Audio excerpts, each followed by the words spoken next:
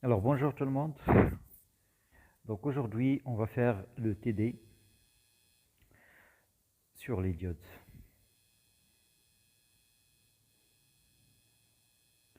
Bon, on va commencer par l'exercice numéro 2.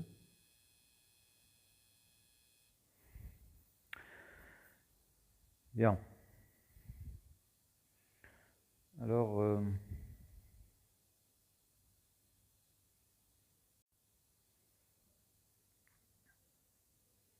donc voilà, on passe directement à l'exercice numéro 2. Donc on nous a dit de considérer le montage de la figure ci-dessous, dans lequel les diodes ont pour caractéristique la courbe ID est égale à f de D de la figure 2. Bien. Alors regardons ce qu'on a. Donc ici nous avons le montage. Ok, nous avons le montage qu'on va utiliser, bien qu'on va étudier. Donc on donne E est égal à 5 volts, R1 est égal à 10. Donc le circuit, donc on a un générateur à ce niveau-là. Nous avons deux résistances, donc R1, R2. La tension VS, c'est au borne de R2. Nous avons deux diodes, d'accord? Nous avons deux diodes, donc en fait qui sont identiques, dont la caractéristique elle est représentée à droite, d'accord, et D en fonction de VD. Alors ce qu'on remarque, c'est que les diodes ont une tension seuil V0 qui est égale à 0,7. Par contre, ils ont une résistance dynamique qui est égale à 0. D'accord? Ça se voit ici parce que nous avons une droite qui est verticale. D'accord? La droite verticale, ça veut dire que la résistance dynamique de la diode, c'est égal à 0. Si la résistance dynamique est différente de 0, ça veut dire que la droite qu'on a ici, normalement, ça doit être incliné. D'accord? Ça doit être incliné. Bien. Alors, donc nous avons aussi la tension V1, nous avons la tension V2 à la sortie de la première et de la deuxième diode. On a les valeurs des résistances. Voilà. Donc, la question. Déterminer l'état du diode et calculer les valeurs des tensions VD1, VD2 et VS. Donc attention, ça c'est ce qu'il faut calculer. Mais avant de calculer, bien sûr, il faut d'abord répondre à une question très importante qui est de donner l'état de chaque diode. Et lorsqu'on dit l'état d'une diode, donc ça veut dire tout simplement préciser si la diode est passante ou bien est bloquante. D'accord? Super. Alors maintenant, donc tout ça, on va le faire pour différents cas. Hein. Nous avons 4 cas possibles. Alors pour chaque cas, on va répondre à deux questions. D'abord, déterminer l'état des diodes. Deuxièmement, calculer VD1, VD2 et VS. Ok? Bien. Alors, ce que je vais faire maintenant, donc on va commencer. Je vais commencer par faire le schéma du montage. Donc nous avons E, c'est-à-dire qu'ici, normalement, nous avons un générateur. D'accord? Nous avons un générateur. Alors, en série avec la première résistance R1. Donc, je donne E, on nous a donné X égale à 5 volts. On nous a donné EC R1, c'est égal à 10 kilo ohm. D'accord? Bien. Ensuite, ici, nous avons un E. D'accord? Nous avons un E. Et ici, on trouve la première diode qui est D1. D'accord? La première diode qui est D1. Après, donc, je trouve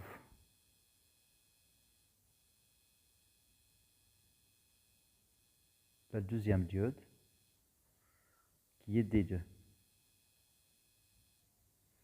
Super. Alors, à la sortie de chaque diode, on va imposer des tensions. D'accord? On va imposer des tensions que je vais représenter maintenant.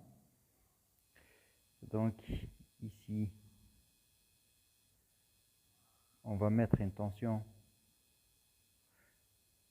V1.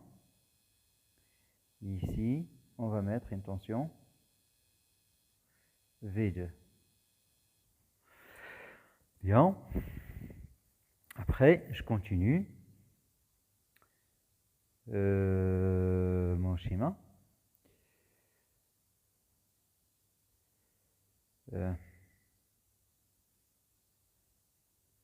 Ok. Bon, alors je continue.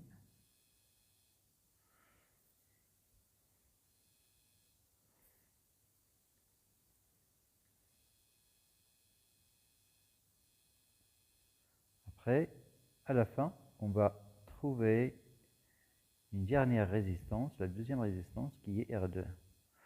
Or, R2, c'est égal à 10 à la puissance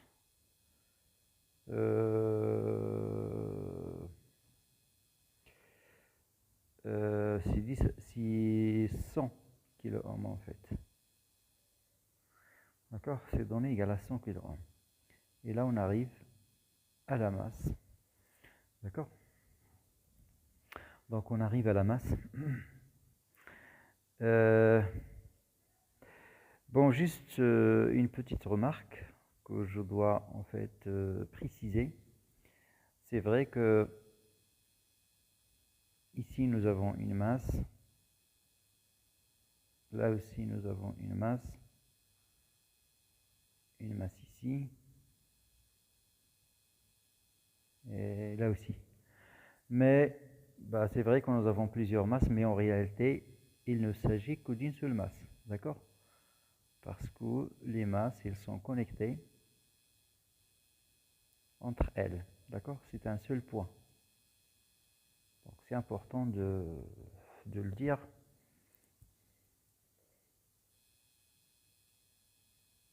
Voilà. C'est le même point.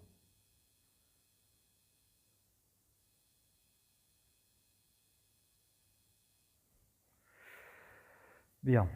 Alors c'est un détail très important. Ok. Alors, ce qu'il faut faire, donc ce qu'il faut faire avant tout, d'accord, lorsqu'on cherche à étudier un montage quelconque, et ben, la première chose serait d'établir, première étape,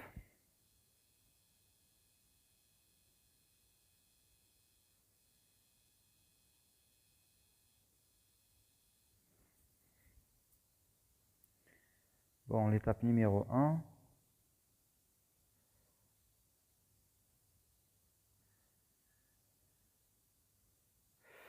voilà, donc l'étape numéro 1 serait d'établir les équations. D'accord? Les équations. Bien. Les équations du circuit. Alors, pour établir les équations dans mon circuit, on fait quoi? On applique les lois. D'accord? Donc, on a la loi d'Ine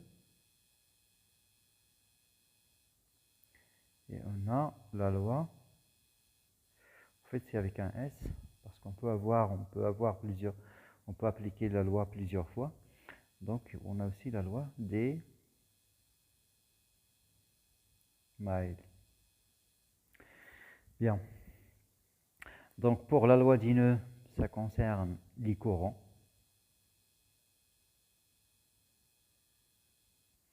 que je vais présenter dans le circuit. Donc chaque courant, chaque intensité, il faut la préciser. Donc premièrement, ici, on aura une intensité qu'on va noter I. On aura une intensité ED1. On aura l'intensité ED2. Et à la fin, on a l'intensité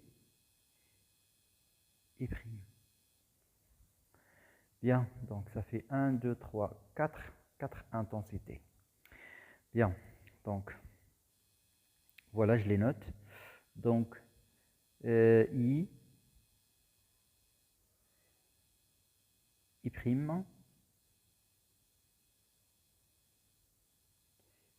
D1, et D2. Bien. Maintenant, pour les tensions. D'accord? Pour les tensions, donc la loi d'Email, ça concerne les tensions.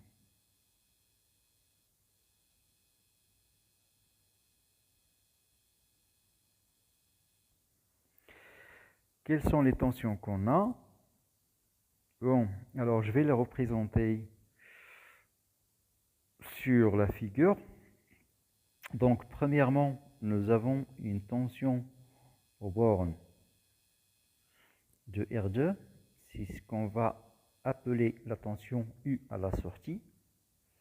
Nous avons la tension V1, nous avons la tension V2. Nous avons la tension sur la diode numéro 2, c'est ce qu'on va appeler UD2. Nous avons la tension sur la diode numéro 1, c'est ce qu'on va appeler UD1. Qu'est-ce qui reste? Il reste la tension U1 au bord de la résistance R1. Et puis, il y a aussi la tension au bord du générateur E. Voilà. Voilà donc les tensions qu'on a. Donc, voilà. Je récapitule. Donc, les tensions, on a E, on la connaît. Donc, elle dit pas de problème.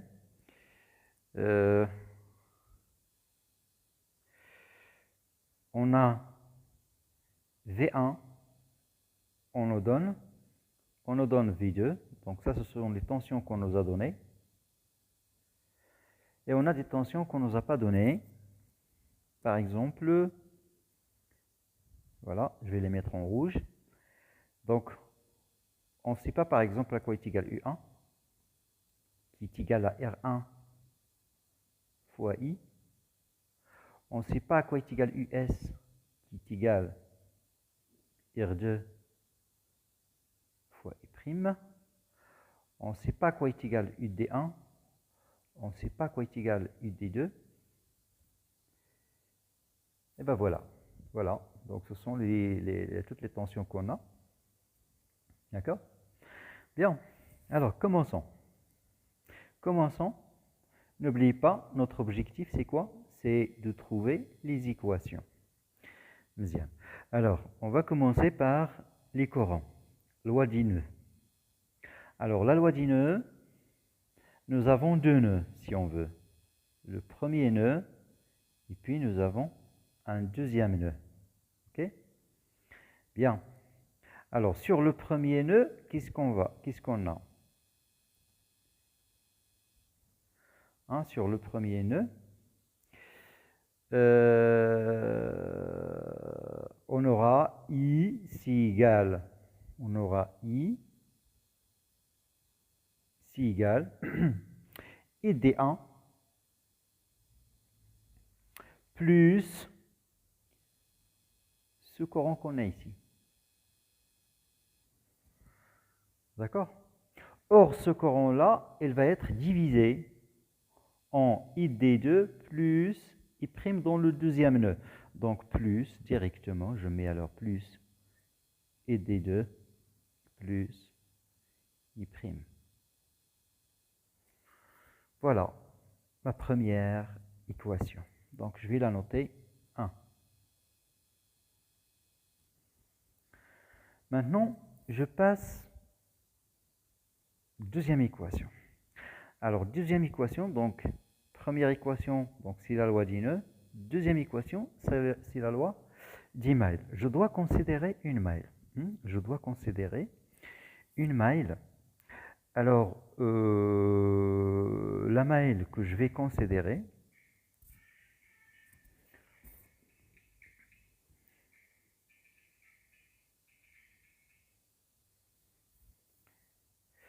voilà.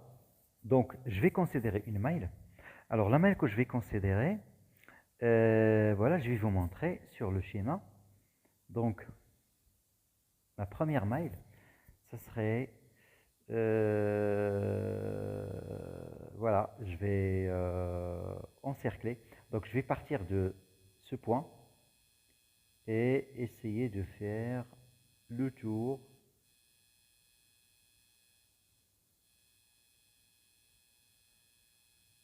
Voilà, c'est bon. Ça, c'est la première maille. Je suis parti de la masse et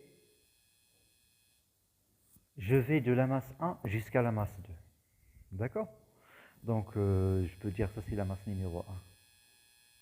Et ça, c'est la masse numéro 2. Et là, nous avons la masse numéro 3. Et ici, on a la masse numéro 4.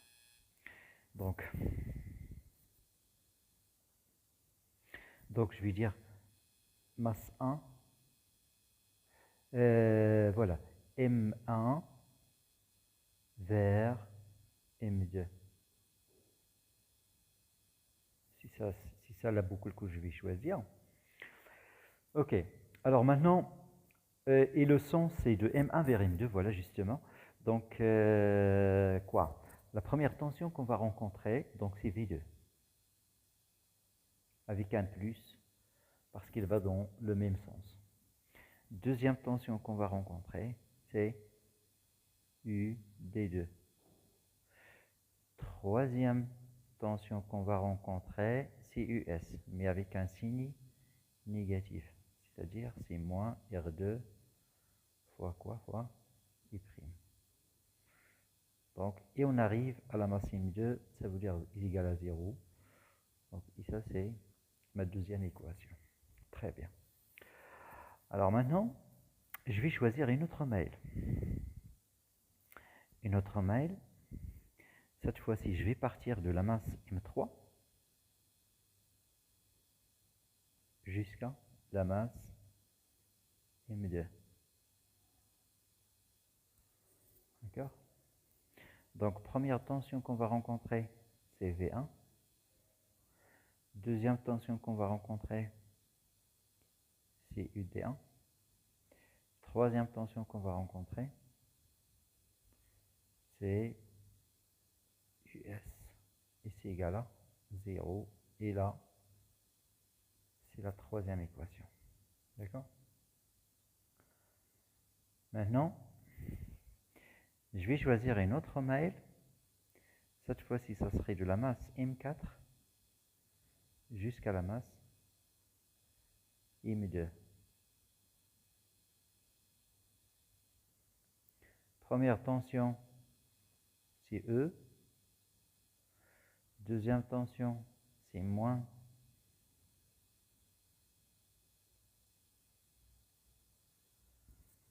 R1 fois I. Et troisième tension, c'est moins R2 fois I'. C'est égal à 0. Ça, c'est l'équation numéro 4. Donc, je pense que c'est bon. On a tout ce qu'il faut, je crois. Maintenant, on peut attaquer notre problème. D'accord? Avant, je vais encercler mes équations avec lesquelles je vais travailler. Bien. Alors, c'est quoi la question? Donc, on va chercher l'état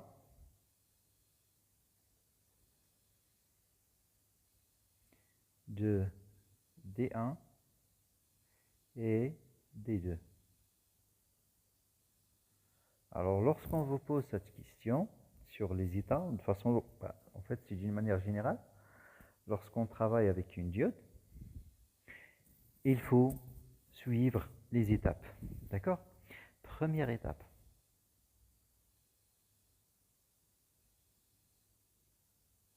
Il y a des étapes qu'il faut respecter. Première étape. La première étape, donc voilà. Donc d'abord, en fait, il y a 10 cas. Donc je vais. Donc on va. Il y a 10 cas. Donc on va commencer par le premier cas. Cas numéro 1. On nous a donné V1 est égal à 0 et V2 égale à 0. Super. Qu'est-ce qu'on cherche? On cherche l'état de D1 et D2.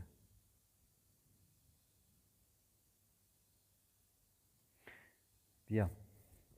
Donc, comme j'ai expliqué, il faut passer par des étapes. Étape numéro 1.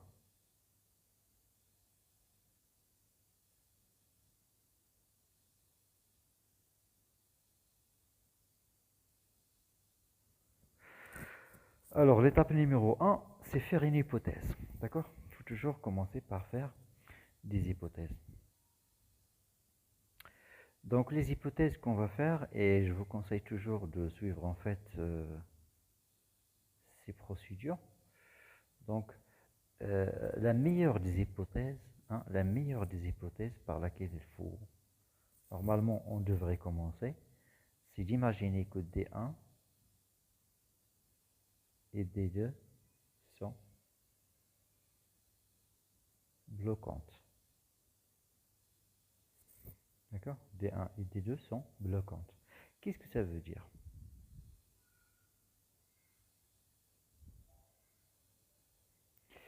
Ça veut dire deux choses en fait. Alors, dire que D1 est bloquante, ça signifie que ID1 égale à 0. Et aussi, UD1 est inférieur à 0,7 volts. Ok? Alors, je vais vous montrer à travers la caractéristique. On va tracer la caractéristique pour mieux vous expliquer les choses. Donc,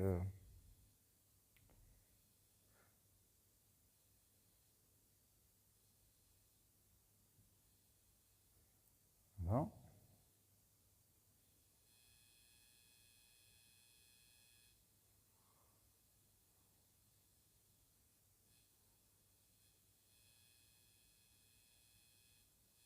Bien. Voilà la caractéristique de la diode. Et ici, on a V0 égale à 0,7. Ici, c'est UD. Et là, on a ID. Donc, dire que D1 est bloquant, ça veut dire que le point de fonctionnement, par exemple, il est ici, pour la diode D1.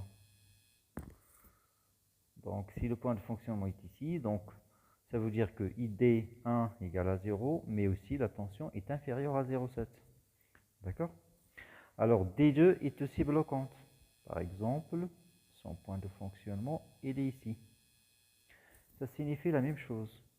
Ça signifie que ID2 égale à 0 et ID2 est inférieur à 0,7 volts. Très bien. Ça veut dire quoi? Résumons la situation. Donc, lorsqu'on fait une hypothèse, Alors, ça te donne deux choses. Ça te donne une égalité, mais en même temps une inégalité. C'est très important, d'accord? Pour les deux diodes. Égalité, inégalité. Alors, ce qu'on doit savoir, c'est que les inégalités qu'on a ici, on va les utiliser à la fin pour vérifier, ça sert à vérifier les hypothèses. Donc à la fin, on va dire si l'hypothèse qu'on a fait est bonne ou fausse. D'accord? Par contre, les égalités, on va les utiliser à travers les équations pour résoudre le problème. Donc ici, en fait, qu'est-ce qu'on cherche? Ce qu'on cherche, c'est ça. Donc le but, c'est de déterminer UD1 et UD2 et de les comparer à 0,7. Pardon. Alors, et pour trouver la tension UD1 et UD2, il faut commencer par les égalités qu'on a ici. Et on va substituer UD1 et UD2 dans les équations. C'est ce qu'on va faire. Donc, on va remplacer. Donc, on va tout droit vers les équations.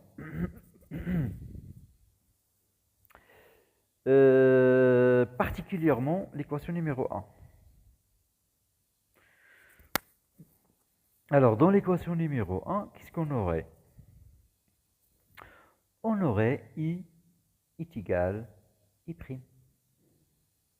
Hein? Puisque nous avons ID1 égale à 0 et ID2 égale à 0, donc ça va donner I est égal I'.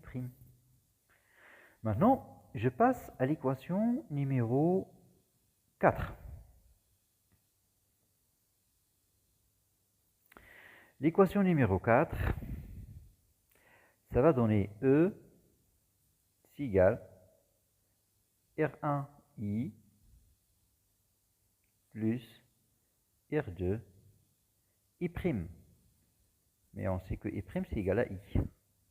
C'est-à-dire que I c'est égal à E sur R1 plus R2.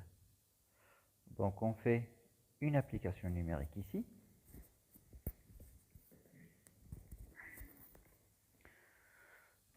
Ok.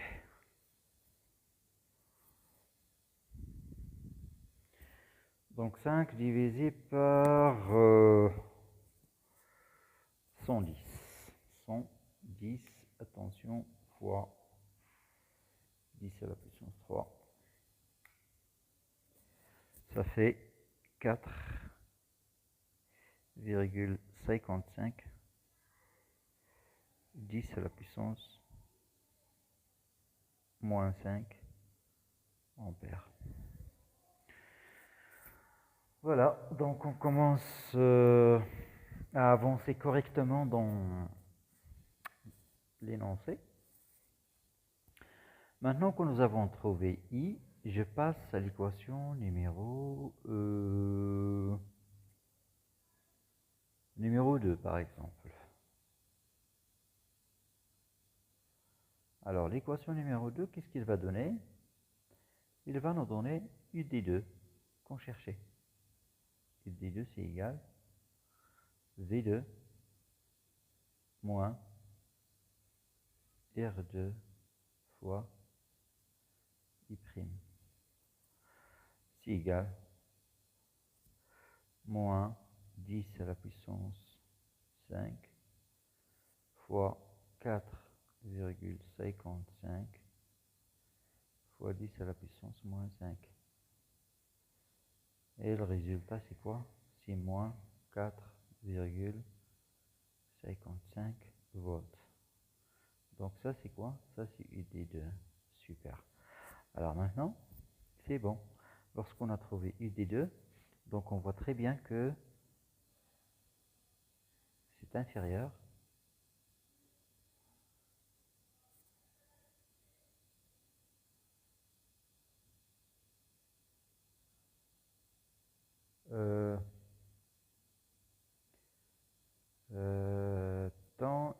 D2, ah, pardon, donc c'est moi qui ai fait l'erreur. Donc D2, en fait, attention, avec l'équation numéro 2, c'est moins V2 plus R2I'. Donc ça fait, c'est avec un plus. D'accord? C'est avec un plus. Et ben, qu'est-ce qu'on remarque? Ben, on remarque que ça c'est supérieur à 0,7 et non pas inférieur. Donc contrairement à ce qu'on allait vérifier. D'accord? Donc on a tort, hein, ça veut dire qu'on a tort de supposer que la diode D2 elle est bloquée. Donc on a tort de supposer que la diode D2 elle est bloquée, c'est là. Donc en réalité la diode D2 elle doit être passante. D'accord? Alors on fait la même chose avec la diode numéro 1. On va chercher UD1.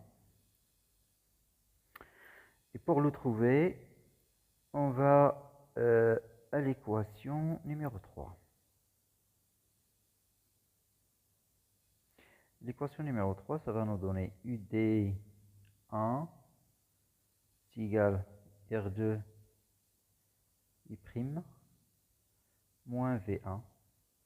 C'est la même chose. On trouve 4,55 volts. Donc c'est aussi supérieur à 0,7 volts. Donc là aussi, ça se voit qu'on a tort de considérer que la diode D1 est bloquante. Normalement, elle doit être passante. Du coup, la bonne combinaison qu'il faut considérer, ça serait de prendre D1 passante et D2 passante. D'accord? On doit prendre D1 et D2 passantes. Donc, la conclusion. Donc ici, c'est l'hypothèse numéro 1. On va la noter H1. H1 est fausse.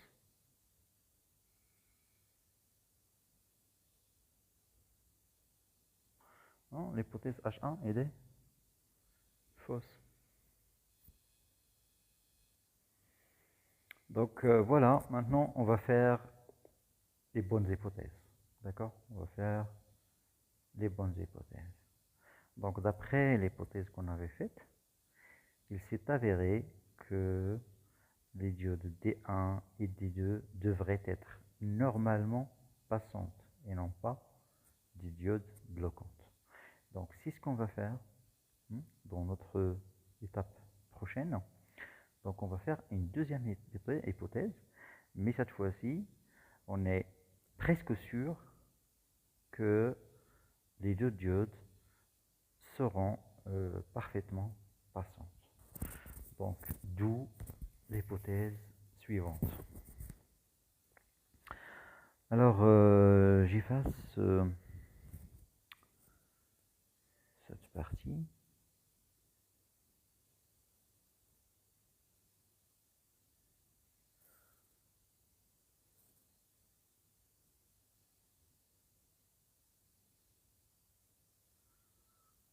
Voilà.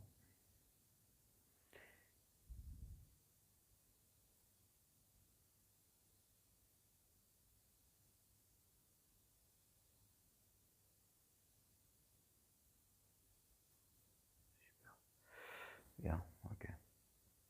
Alors voilà, donc étape suivante, étape numéro 2.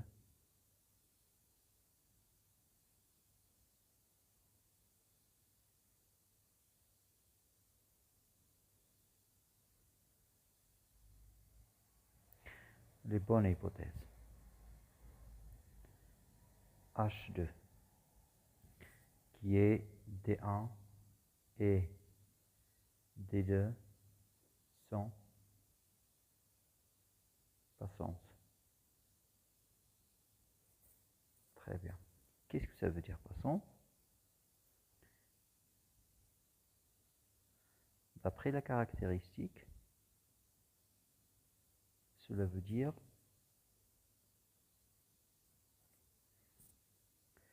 deux égalités, bien sûr deux inégalités.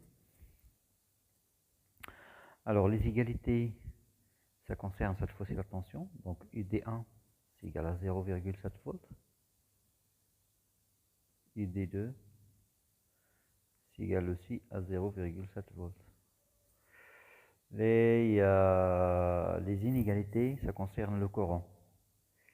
ID1, c'est supérieur strictement à 0. Et ID2, c'est aussi strictement supérieur à 0. Rappelez-vous ce qu'on avait dit. Donc, le but,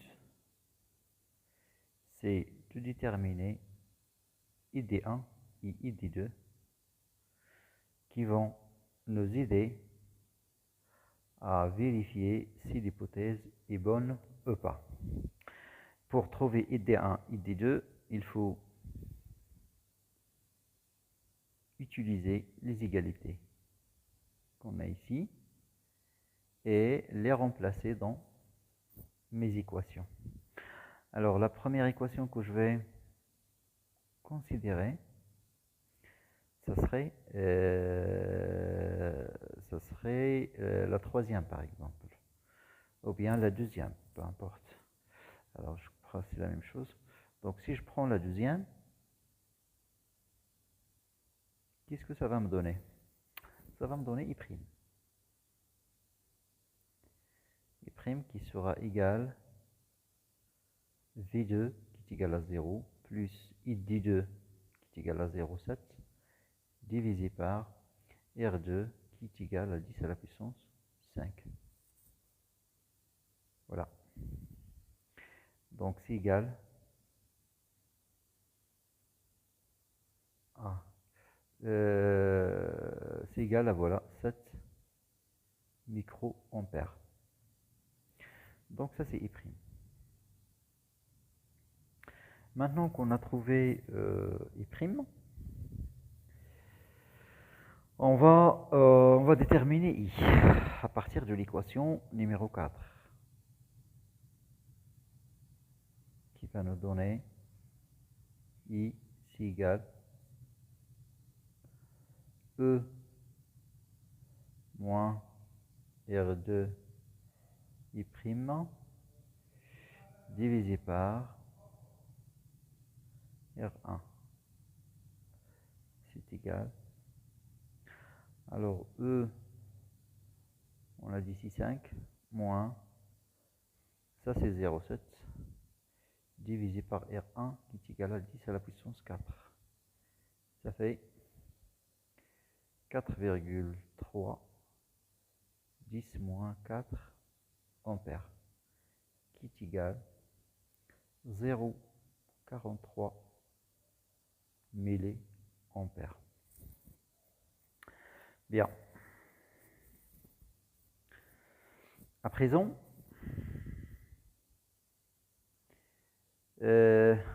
rappelez-vous ce qu'on cherche, c'est ID1 et ID2.